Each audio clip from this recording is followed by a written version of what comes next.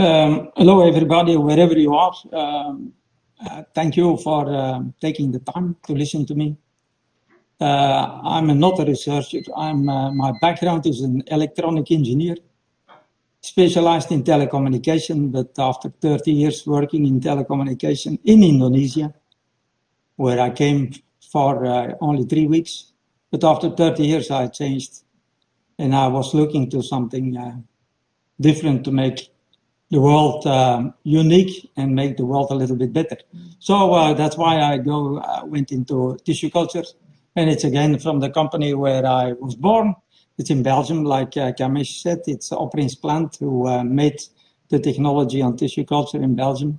Since no seeds and cuttings was, the success rate was low. So here is Jan, and then Johan Gilles is also there. Johan Gilles is the brain, in fact, behind the development of a tissue culture protocol. It's patented in the States. For the moment, we have approximately supplied in Belgium and Indonesia together 25 million plants. And Johan is famous for his super formula. He can create with the formula any type of form from nature. So we have BPEET, which is the bamboo biotechnology. It's a registered trademark. And Bamboo Nusa Verde is also a trademark. So that's our premises. I give you an idea of what we do and what we see in carbon. So we have 30 employees. We have 13 laminates. And it's sterile. We have nearly 2 hectares of land. Yeah, you know, tissue culture is very controlled. It is temperature controlled, humidity, light controlled, and also water controlled. So we have greenhouses and nurseries. We can have 300,000 plants, 500,000 plants in the open nursery. We ship those all over the world, but also in Indonesia. We have model plants from our tissue culture production, so we can evaluate how they grow. We measure, we know when they were made, when they were planted in trays, when they were moved in nursery, when they were moved outside to be planted. So we have all different species that we produce, and they have all labels what they are. This is the stock for the moment what we have. We have 350,000 plants in stock. We have 42 different species. And then we have 42 different clones. We have 32 different species. So we have supplied, just to give an idea, we have supplied to rehabilitation of coal mines in Kalimantan. They had problems to grow something on the soil, and then in the end they found bamboo. So it's very nice. Before it was all, in November 2021, it was all empty. Now it's green. The same in Ketapan is also very bad soil, but the bamboo did and does grow very well. So we can see we planted, we shipped in December 2014, and today it's a complete forest of bamboo growing there. So it's 3 different species that we have there.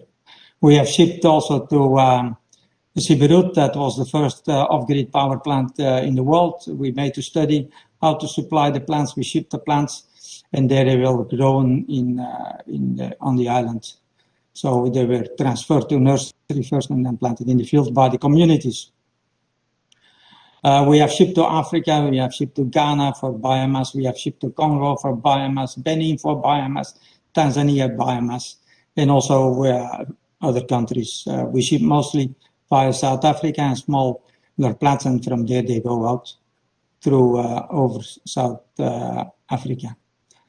The biggest success probably is the bamboo plantation in Malawi. It was opened one day in February 25 to 2019 on the World Economic Forum with a statement, Africa is getting green by bamboo. And all the bamboo, yes, that was made in Bamboo Nusa Verde, Yogyakarta. So all you see there, it's amazing that there is 9 months dry season, so it's really, it's asper.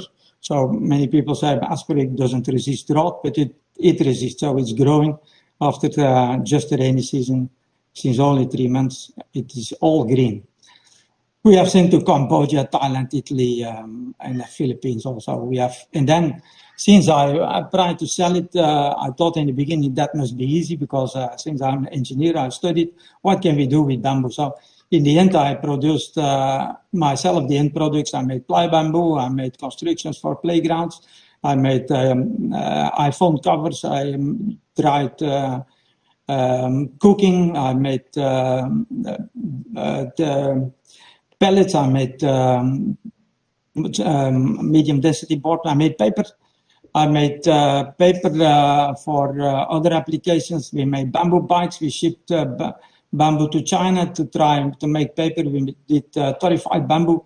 We did co-firing of bamboo with coal, especially the research was done in South Africa. My daughter is making math pops. She makes ice cream. The sticks are made of bamboo. We made bamboo pellets, and we shipped even bamboo dust for co-firing of power plants in Indonesia. So it's a lot that we tried, and it's all trying to convince our customers that you can do something with it. So we have all the samples, we have done all the studies, we have done all the analysis in that. So we made a lot of studies and surveys. We made feasibility studies like for Siberut. We made bamboo flooring analysis, what you can do. We do evaluations from what we have planted, how it does grow. So it's a lot of effort that we put in as a private company. We also classified the bamboo patung as a variety that is acknowledged by the Ministry of Forestry as in agriculture as a plant, and so there was a total test done. So we work together with small scale industries. We do business with pulp and paper industry, etc., and universities. So then, of course, when we want to sell, people start now to ask, what is this with carbon offset with bamboo? Because we want to invest, but what is the money we can make?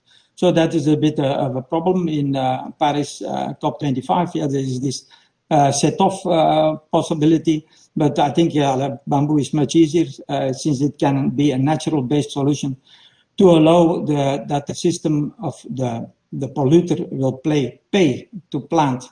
So in Indonesia, so what is happening in Indonesia? In Indonesia, the Indonesian Chamber of Commerce and Industry, they have the ambitious program to make pledge net zero for the years to come.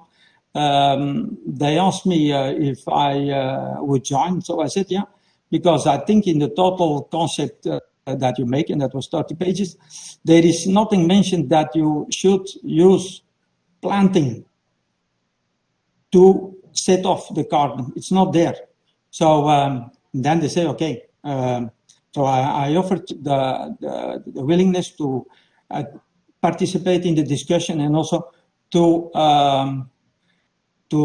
help other companies to become pledge net zero target, to get the pledge net zero target.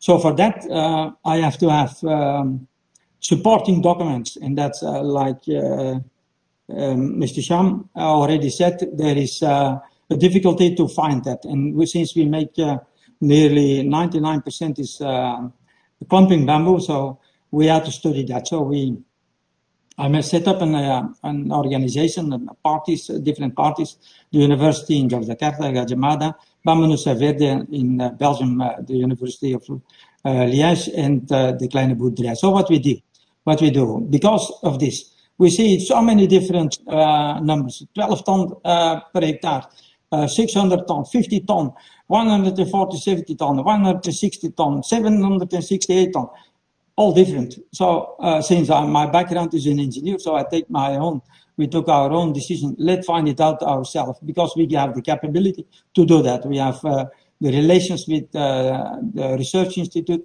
and we have the bamboo ourselves. So we have because it's all different.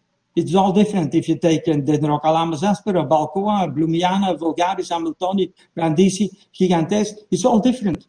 We cannot say it's a standard for this, all the bamboos is the same. It's not. So we have to really research it. So we have to research it like was mentioned before, what is in the clump, what is in the roots, what's in the soil, what is in the litter, what is the soil organic carbon, what is the clumps that are harvested, what is the life cycle assessment of the end product, inclusive transport and processing. So this is the setup. So what we have the current research setup like this. It's in Belgium we will do research on tempered bamboo, and in Indonesia we do tropical. So in Belgium, like Kami said, Hans Jan Oprins has a bamboo forest, so we do research there. We do that with University in Liège. We have Bamboo Nusa Verde, we work with Yamada, and we have the community in Yogyakarta who grows bamboo. Now, we have, this is the first results that was researched in Belgium. It's by John Blue, University Bigo Technical University. It is in Belgium, so there is a Philostachys species. So there was research done. What is in fact the carbon stored in the soil with bamboo? So there was a comparison made. On the left side is it's a meadow, and on the right side the two is different: Philostachys nigra and Philostachys aurea. Now, what they see in the measurement they made is that carbon gram per kilogram, it was approximately 10, maximum 20 in the meadow. So compare the results with what is in the soil, then we see that on the Philostachys aureoculata there is nearly 140 and 100 again. So total different. There is carbon in the soil, which is most of the time not taken into account. Yeah. So this is the one thing. This is ongoing. This will take at least one more year to finalize all the topics. We do the same in Indonesia. This is under the Dendrocalamus asper. We compare again what is under the bamboo, what's not under the bamboo. We start collecting in April. Now, this shows that it's quite serious, that we have to analyze from year 1 until year 15 to define really the carbon sequestered. So this is an example from my bibit, my bamboo made in the lab. So you can see planted in May, and it grows, and then it grows. And in 2012, you see this in June 2021. I went to Belgium, and when I came back to Jakarta, because it's growing in Jakarta, my spouse, she made a concrete wall around the bamboo, because she said, when this continues, it takes over the total garden. So, but the bamboo took over the concrete, so it was becoming bigger than the concrete. And I made a study, how many culls there are every year, how many they grow, how they expand. But I had to give up because it was so big job. So there was, in the end, more than 120 tons growing. So the total biomass that is there, the total carbon that is sequestered there is quite huge. And that is what we want to put on a paper.